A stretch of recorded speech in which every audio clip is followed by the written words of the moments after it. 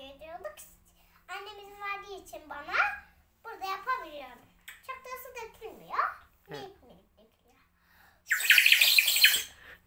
Kantinde bir de şöyle durulmaz kalemler vardı.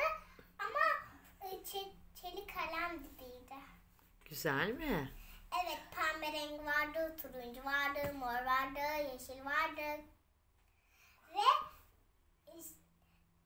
ondan biz annenizle o silgili durulmaz kalemle boyamak istiyorsanız o varı ışığını açınca görünüyor, ışığını açmayınca görünmüyor. Çünkü şeffaf.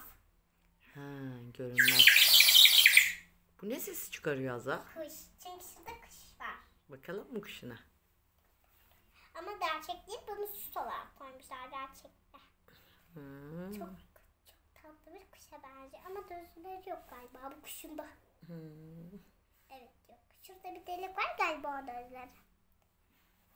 Şimdi bir daha yapalım. Çok ses çıkarıyormuş. Gerçekten de ses çıkardı.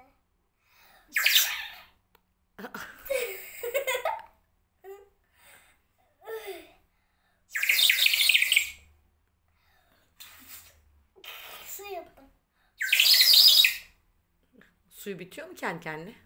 Suyu şuradan çıkınca bitiyor, evet. Ama bunun düşmesine dikkat edin, bu bazen düşüyormuş.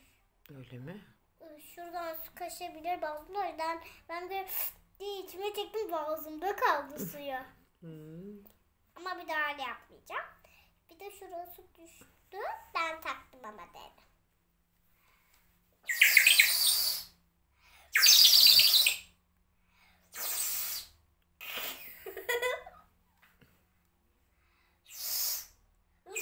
Bence suyum bitti. Bence mi? Az kalmış.